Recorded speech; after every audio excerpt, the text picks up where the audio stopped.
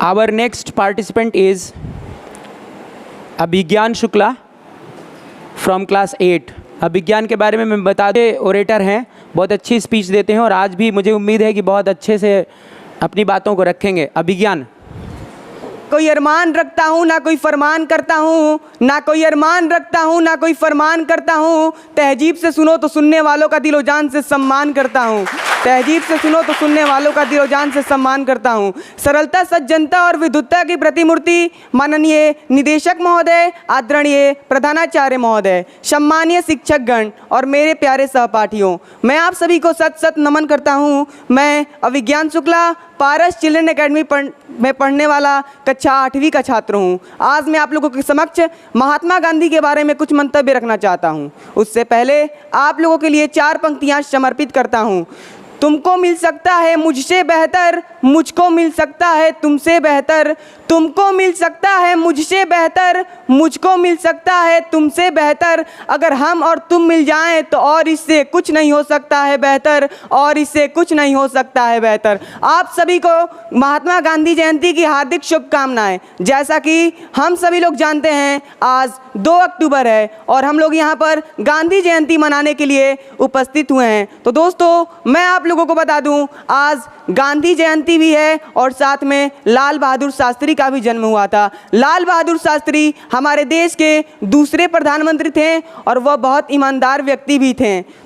गांधी जी का जन्म 2 अक्टूबर 1869 को गुजरात के पोरबंदर मध्यवर्गीय परिवार में हुआ था। और दोस्तों, गांधी जी का पूरा नाम मोहनदास करमचंद गांधी भी था। गांधी जी के पिताजी का नाम करमचंद गांधी था और इनकी माताजी का नाम पुतलीबाई था। और गांधी जी की बड़ी बहन रलियत और 2 इनके बड़े भाई रामकृष्ण दास और लक्ष्मी दास। दोस्तों, गांधी जी का विवाह 1883 में हुआ। ये जब 13 वर्ष के थे तो इनका विवाह होना था और जिनके साथ इनका विवाह होना था वह उनसे 1 साल बड़ी कस्तूरबा गांधी थी। इनका विवाह कस्तूरबा गांधी के साथ हुआ था और गांधी जी के 4 बेटे थे, हरिलाल गांधी, रामदास गांधी, देवदास गांधी। और हरिलाल गांधी, रामदास गांधी, देवदास गांधी थे। और दोस्तों, गांधी जी को डॉक्टर बनना था। गांधी जी डॉक्टर बनना चाहते थे, लेकिन वो वैष्णव परिवार से बिलोंग करते थे, तो वैष्णव परिवार में चीर फाड़ करना मना था, इसीलिए उन्हें डॉक्टर नहीं बनने दिया गया। गांधी जी को वकील बनने को कहा गया, तो गांधी जी 1888 में अपने पत्नी और अपने बच्चों को छोड़कर वो इंग्लैंड रवाना हो गए वकील बनने के लिए। 4 साल बाद जब वो भारत लौटे तो उन्होंने बम्बे राजकोट में वो जाकर प्रैक्टिस किए, वकालत की। दोस्तों, मैं आप लोगों को बता दूं, गांधी जी जब 23 वर्ष के थे तब उनको दादा अब्दुल्ला नाम के एक व्यापारी ने इन्हें साउथ अफ्रीका बुलाया। दादा अब्दुल्ला व्यक्ति ने नाम के इनको साउथ अफ्रीका बुलाया। वहाँ पर भी भारत के ही जैसे अंग्रेज़ों ने शासन किए हुए थे। तो गांधी जी ने जब ट्रेन की टिकट बुक कराई तो इनका फर्स्ट क्लास का टिकट था, तो ये जाकर ट्रेन के फर्स्ट क्लास के डिब्बे में बैठे थे।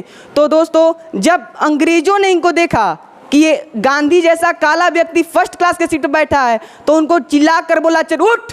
और वो जब उठे तो उनको मारा, पीटा और ट्रेन से भी धक्का मारकर बाहर फेंक दिया। लेकिन गांधी जी ने उन लोगों को एक अपशब्द भी नहीं बोला। और दोस्तों, जब गांधी जी अदालत में गए तो जज ने उनकी पगड़ी देखकर बोला, अपनी गुजराती पगड़ी नीचे रख।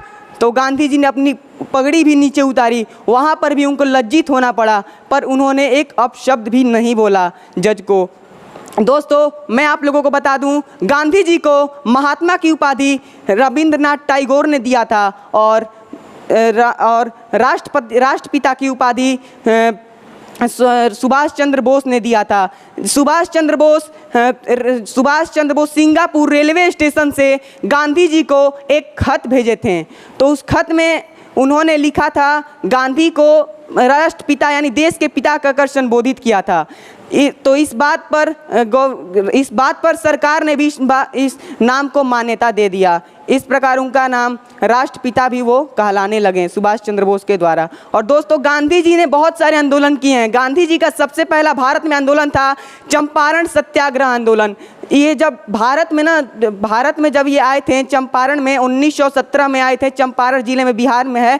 और यहाँ पर किसानों से अंग्रेज ज़बरदस्ती उनसे नील की खेती कराया करते थे।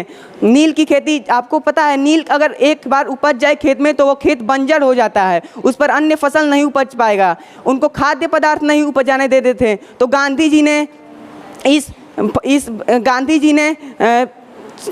जी ने इस आंदोलन को जारी रखा और जाकर नील की फसल बंद करवाई। और दोस्तों, गांधी जी का दूसरा आंदोलन था खेड़ा आंदोलन। ये 1918 में हुआ था।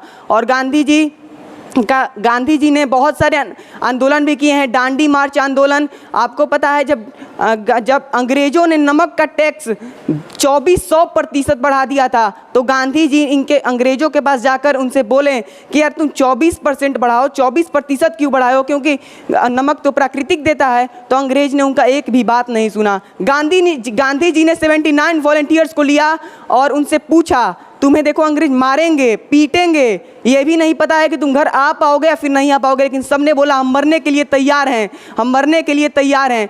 तो गांधी जी ने उन लोगों के साथ गए, तो गांधी जी भी पिटे और वो लोग भी पिटे, लेकिन देखते ही देखते वहाँ पर 20,000 की संख्या हो गई। और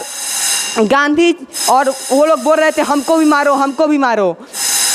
दोस्तों, मैं अपनी वाणी को विराम देने से पहले कुछ पंक्तियां गांधी जी पर समर्पित करना चाहता हूं।